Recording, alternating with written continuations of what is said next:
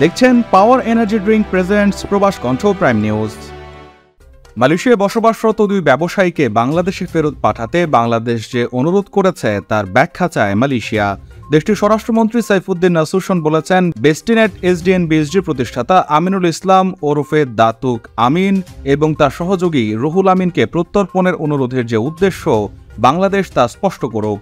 মালয়েশিয়ার সংবাদপত্র free Malaysia টুডের এক প্রতিবেদনে বলা হয়েছে, এক অনুষ্ঠানের ফাঁকে স্বরাষ্ট্রমন্ত্রী সাইফুদ্দিন সাংবাদিকদের বলেছেন, আমিনুল ও রুহুলকে কি শুধু তদন্তের অংশ হিসেবে জিজ্ঞাসাবাদ করা হবে নাকি তাদের আদালতে অভিযুক্ত করা হবে, ঢাকাকে সেটি পরিষ্কার করা উচিত।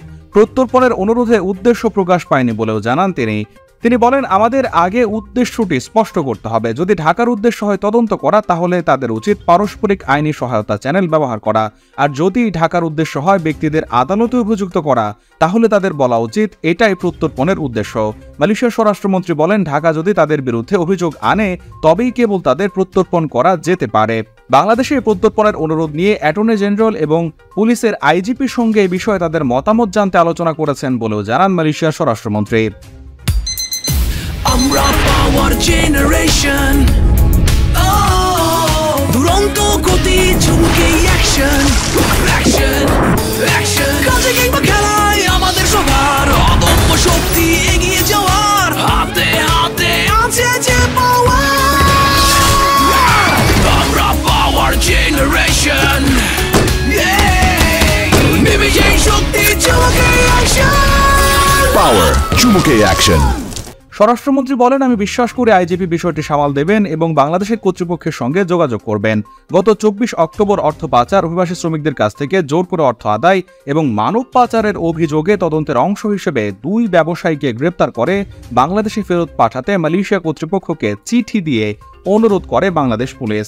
চিঠিতে বলা হয়, আমিনুল ইসলাম এবং রুহুল আমিন নামে দুই ব্যক্তি এমন একটি ব্যবস্থায় প্রধান ভূমিকা পালন করেছেন যেখানে ভুক্তভোগীদের কাছ থেকে জালিয়াতির মাধ্যমে অর্থ আদায় করে তাদের শারীরিক ও মানসিক নির্যাতনের সুযোগ করে দিয়েছেন তারা।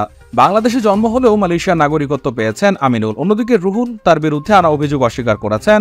রুহুল ঢাকার জনশক্তি ব্যবসা প্রতিষ্ঠান রিক্রুটিং এজেন্সি ক্যাথারসিস ইন্টারন্যাশনালের স্বত্বাধিকারী। বাংলাদেশ পুলিশ আমিনুলের প্রতিষ্ঠিত কোম্পানি বেস্টিনেট এসডিএন-বিএসডির সফটওয়্যার ব্যবহার সাময়িক বন্ধ রাখারও অনুরোধ জানিয়েছে। বেস্টিনেট সম্প্রতি মালয়েশিয়া স্বরাষ্ট্র মন্ত্রণালয়ের অধীনে foreign worker centralise management system বা FWCMS রক্ষণাবেক্ষণের জন্য 6 বছরের চুক্তি করেছে।